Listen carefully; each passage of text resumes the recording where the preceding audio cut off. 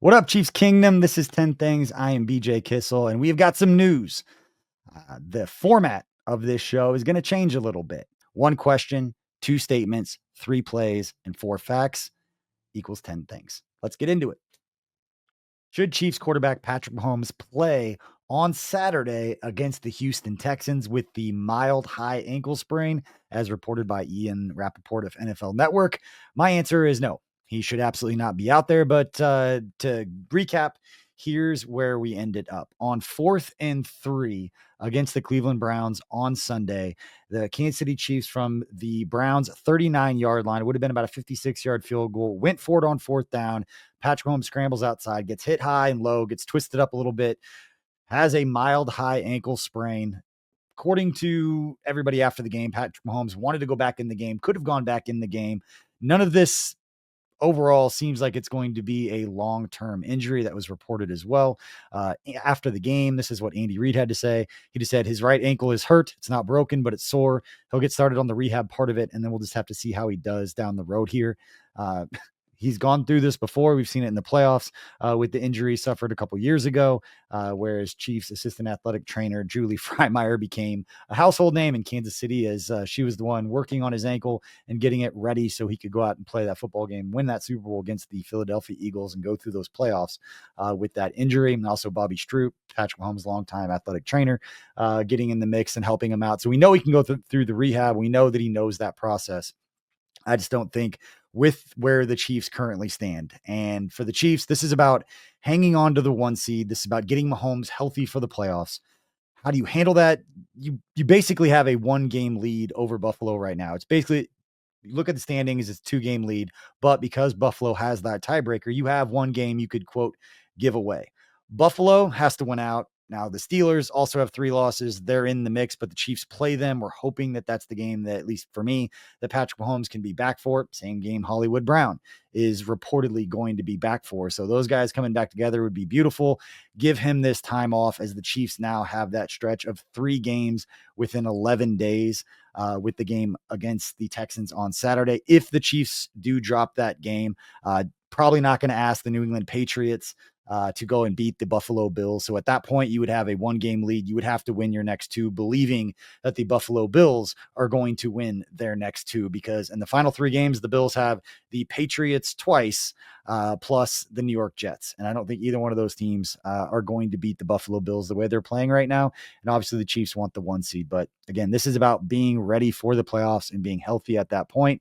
After the game, when Patrick Mahomes was asked about the balance of continuing to try to make plays versus putting yourself at risk to potentially get hit, here's what Patrick Mahomes had to say. You just have to trust the offense. Even before the injury, I have to do a better job of going through my progressions and trusting the offense with the ball in my hands and letting guys make plays. And my nature is to try to make the big play happen. And sometimes defenses stop that. And that's when it's not there. I need to go for the underneath stuff and keep it moving.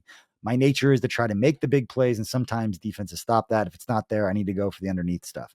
So Patrick Mahomes basically saying it's on him. There's a lot of people that want to blame Andy Reid for the play call, for the decision to go for it on 4th down. I think it was a horrible call to go for it on 4th down. There's 8 minutes left. The Cleveland Browns had just drove down the field and threw the interception to Trent McDuffie in the end zone. If they had scored a touchdown, it would have been a 1-possession game. Harrison Butker already missed. He's coming back from the injury. He has a better idea of his range at that point. Again, 56-yard field goal in weather, with it being kind of sleeting and windy there. Don't hate the decision to go for it on 4th down. Hate the result, but don't hate the decision to go for it. And again, this is about getting Patrick Mahomes ready. We do not want to see him limp into the playoffs, particularly with the offensive line kind of shifting around. Joe Thuney playing over on the left side, but I would absolutely not play Patrick Mahomes against the Houston Texans on Saturday. Give Carson Wentz an opportunity to go out there and play.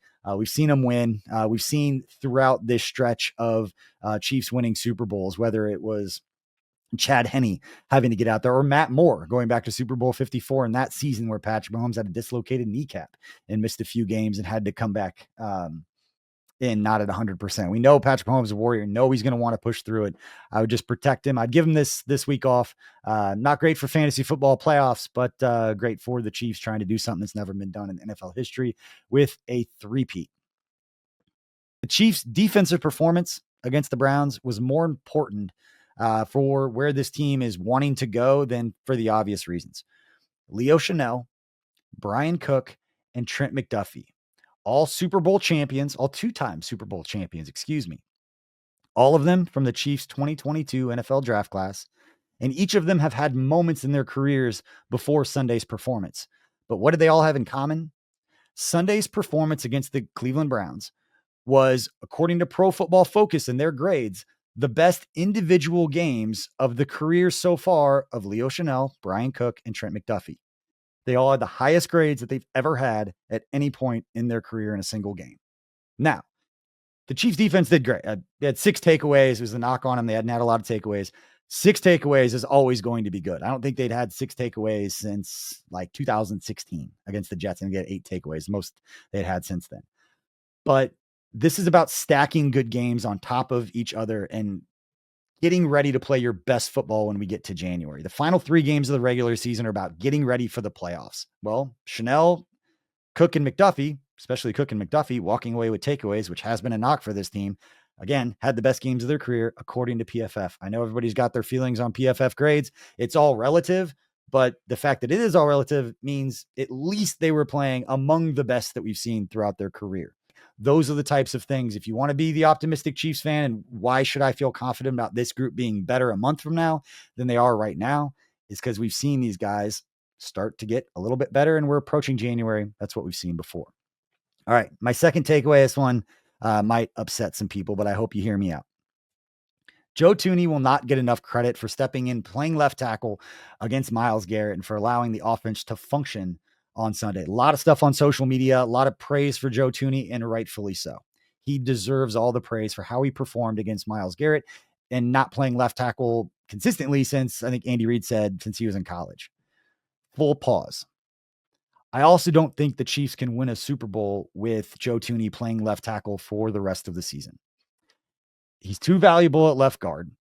And while he battled his ass off at left tackle against the first ballot Hall of Famer, there are limitations to what he can do and what the offense can do with him at left tackle. It just lowers their ceiling overall as an offense.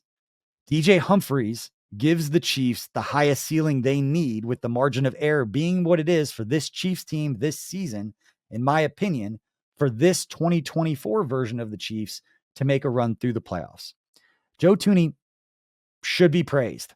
Also, Joe Thuney gave up 8 pressures according to PFF on Sunday. Again, first ballot Hall of Famer, context matters. The offense was still at some level able to function well enough for them to win the football game, which is all that matters. But the 8 pressures that Joe Thuney gave up, that's more than any other player has given up all season in an individual game. That includes Wanya Morris, Kingsley Suamataia, and Jawan Taylor, obviously on the right side. Winning 10 games by 1 score is awesome. It says a lot about your ability to win, but it means the margin of error is not that big, and it's probably smaller than it's been in the last 3 years of all the runs the Chiefs have made in the Super Bowl. This might be the smallest margin of error, depending upon how Hollywood Brown comes back from his injury, because that's going to be a huge key. But it's same thing with DJ Humphries, that I just think the margin of error isn't big enough from what we've seen from this team to take a step back on the offensive line. All right, it's time for 3 plays to love from Chiefs Browns. And these weren't entirely difficult to find because the Chiefs did walk away with 6 takeaways. Offensively, a lot of meat left on the bone, we'll say, although there were a couple positives that we can get into. But for the most part, the 3 plays to love, 2 of them are going to be on the defensive side, 1 offensive. And let's get started with the first big defensive play of the game for the Chiefs defense. And that was one Mr. Brian Cook. Missed most of last season with the injury, and he's just getting back in, making plays like he did right there. Coming across the middle is pretty cool before this play. Obviously, it's cool, the athleticism that he showed to go up in high point and make this catch early in the game to kind of set the tone for the Chiefs defense. But when you go back and you rewatch the play before the snap, obviously there's motion from the Browns offense, which causes the safeties to rotate. I'm not sure if that's what caused Jameis Winston to not see Brian Cook, but over on his side of the field with 2 deep safeties, wasn't really any routes that got into Brian Cook's area that brought him away. So he was able to read that, come across, make a huge play for the Chiefs defense. And those that are watching here on YouTube, you're getting another angle of it as Jameis Winston steps up and just shoots it right down the middle. Doesn't notice Brian Cook coming across at all. And again, Brian Cook deep was able to come over and make that huge play. This next one is more of a narrative on the offensive side that's been coming up. And this is what the Chiefs get with Isaiah Pacheco being back in this lineup. It's a 15-yard catch, his only catch of the day, but it's a chunk play for the Chiefs offense on a pretty simple concept, a little shoot route for Pacheco. These are the types of plays, as good as Kareem Hunt has been, especially running the football and running physical, these kind of chunk plays are what you weren't getting from him in the offense, where you could see Pacheco catch it in the open field, plant, and then accelerate up the field and get another 9 or 10 yards after the catch on that play because he has the athleticism to kind of turn up field. They weren't necessarily getting that with Kareem Hunt. Again, not a knock on Kareem. There's some nuance to discussion here, but these are the types of plays that make everything a little bit easier for the Chiefs offense when you can throw a simple pass to the flat and your running back can do some work out in open space. It was designed beautifully. There was plenty of space once he caught that football, make a move and get it done. The very next play shows the combination of having an Isaiah Pacheco and a Kareem Hunt and what it does for your offense. It is exactly what we've seen from Kareem Hunt, where he actually gets through the first line of the defense without being touched, makes contact at the second level, and then is able to bounce off that, keep his feet moving. And thanks to Trey Smith, who just grabs him from behind and basically tackles him forward for an extra 4 or 5 yards, is able to pick up another chunk play as the Chiefs offense was rolling. Great complementary football between those two running backs. And that brings us to our third and final play that I loved from this game for the Chiefs over the Browns. And it is a highlight. It is Trent McDuffie's first career interception, which is going to surprise a lot of people. We kind of know in Kansas City, we've talked about it, that despite being, again, one of the best young corners since he was a rookie back in 2022 and came on the scene, that he has been an absolute stud. And nationally, people knew about him because of what he did in the playoffs, but I'm not sure a lot of people realize that this was his first career interception. And so when you watch through this play, it's even more beautiful when you learn more about this play. I found this out after the game when he spoke with the beat writers who were there. You can see him turn right there and make the play. But he told the beat writers after the game that he actually was looking at the Jumbotron and saw Jameis Winston start to throw the ball in his direction.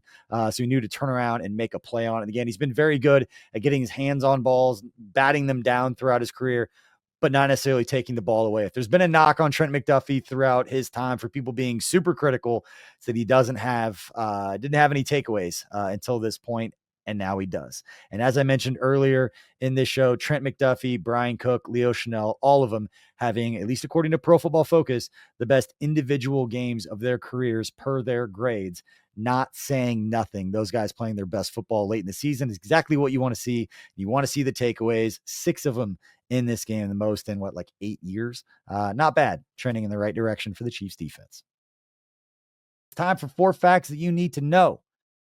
Starting with the fact that the Chiefs got to 13 wins. Huge surprise. You already know that. But did you know that with Sunday's 21-7 victory over the Browns in Cleveland, the Chiefs have now tallied their 13th win of the season, and it marks the 3rd time under Andy Reid. It also happened in 2020, 2022, and now 2024 that the club has tallied 13 or more wins in a season, and it's the 6th time in franchise history that the Chiefs have had at least 13 wins in a season, and they have 3 more games to go. The most wins that Andy Reid has had as a member or a head coach of the Kansas City Chiefs is 14. He's done that twice. So Chiefs need to win 2 of their final 3 to have the most wins in the regular season in Andy Reid's tenure in Kansas City.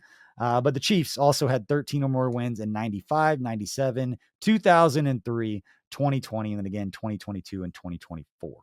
So it is the golden age. These are the good old days. That's why we started the merch line, to remind you not only to be where your feet are and always appreciate the moment that you're in, but especially when it comes to the Kansas City Chiefs, these are the good old days. I see a lot of people complaining. I went on a rant about that a couple of weeks ago, complaining about winning ugly.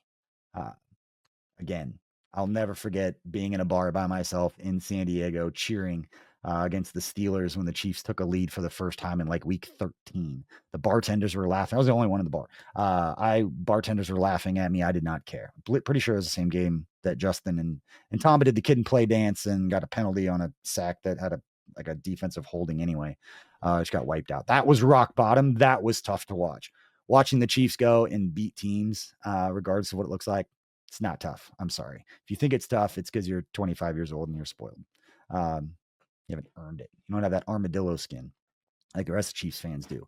And those that are just still shuck and always expect the worst because that's how they're conditioned. You'd think we'd gotten past that yet, but for some, not quite there yet, and that's okay. You'll come around. All right. Moving on to the second fact that you ought to know. Patrick Mahomes, he now has tied Dan Marino for touchdown throws in his first 8 seasons. With his 2 touchdown passes against the Browns, Mahomes tied Pro Football Hall of Famer Dan Marino for the second most passing touchdowns in a quarterback's first 8 seasons in NFL history. Mahomes is in his 8th season, but only his 7th season as a full-time starter. You hear me talk about this all the time. It's always embarrassing that we have to do that because he sat out his entire his entire rookie season, except for that game against Denver at the end of the season. So every time we read these stats, got to give that context to it. And I noticed that Chiefs fans always do it when they talk about Josh Allen or any other quarterback in stats and beating Mahomes. Chiefs fans always pretty good about saying, yeah, but he only started 1 game his rookie year. Try I'll have more context for it. But Patrick Mahomes has only done this in 110 games, significantly fewer games than everyone else to get to tying Dan Marino with 241 touchdown passes. So Patrick Mahomes needs 4 touchdown passes to move past Pro Football Hall of Fame quarterback Peyton Manning for first place in that category. Again, significantly fewer games to get there, but Patrick Mahomes in context and just the facts of where he stands and what we've seen from the start of his career being the best start to a player's career in the history of the National Football League. That part cannot be argued. You can talk about who's the best, all of that. Tom Brady is going to have that argument because he beat Patrick Mahomes head to head. Unless Patrick Mahomes just does the three-peat and goes and wins more total Super Bowls, you can have that argument. But head to head, Brady won. So I was so pissed after the Bucs game. That's always going to be that argument. All right, moving on. Creed Humphrey. I like this one. This one's a little different. This is one, remember this, when this little nugget or a conversation happens with your friends and somebody mentions Creed Humphrey, you're like, oh yeah, did you know? The Creed Humphrey moves up the consecutive starts chart. With his start in Sunday's game against the Browns, Creed Humphrey passed Brandon Carr for the second most consecutive starts to begin a career in franchise history. Creed Humphrey is now at 65 consecutive starts to begin his career. He is only 36 games behind Gary Barbaro, who started 101 games to begin his career between 1976 and 1982. I did this a couple of weeks ago, maybe it was last week on 10 Things, and mentioned the Creed Humphrey that he had tied it and saw an immediate comment and people wondering on the live show, what about Will Shields? Because he had like crazy numbers. Yes, Will Shields did not start the first game of his career. He actually came in when Dave Zott got injured against the Bucs. He got injured and came in, I think, after halftime, or was right around halftime. He came in and then never didn't start again. Over 200 games. What I think is the most impressive record in the history of the National Football League is Will Shields' consecutive games started for a right guard offensive lineman to never miss a game in his career is a toughness, a lot of it's luck, we'll be honest, but unbelievable. And even 65 games for Creed Humphrey being in the center of this with all of the high leverage, high pressure, powerful games that they've got going on in the middle of the Chiefs offense with all the success they're having right now. Hats off to you, bud. That's awesome. Shout out Creed Humphrey. And then finally, Trent McDuffie, we talked about it before. He records his first career interception. In the fourth quarter of Sunday's game against the Browns, McDuffie recorded his first career interception, picking off Jameis Winston with 13:19 to go in the game. McDuffie finished with 4 solo tackles, 3 passes defensed, 1 tackle for loss, and 1 interception in the victory over the Browns. So Trent McDuffie, been one of the best cornerbacks in football. I was able to get his first career interception. If there's been a knock on him, that has been the knock. It's being super picky, but great to see him make that play. And he made it at a pretty big moment. And it led him along, as I said earlier, with Leo Chanel and Brian Cook to individually, those 3 draft picks from the 2022 draft class, having the best individual games of their careers, at least according to Pro Football Focus and their game grades. All 3 of those highest grades they've ever had in an individual game. So shout out to them. Hopefully we continue to see it. Hopefully we don't see Patrick Mahomes out on the field against the Texans. We know he's going to want to. He probably physically could. And if you ask him, he'd probably want to. It's just how he's wired. It's what makes him great.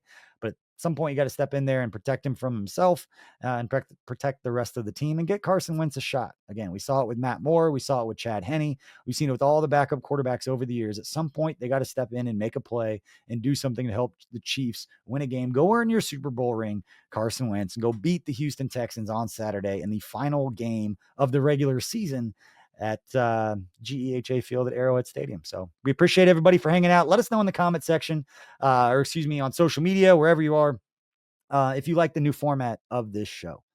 We appreciate your support of what we're doing here at KC Sports Network. Have a great week leading up to the holiday break, and hope you're all good out there. Be good to one another, and be good to a stranger. I'll see you next time. Peace.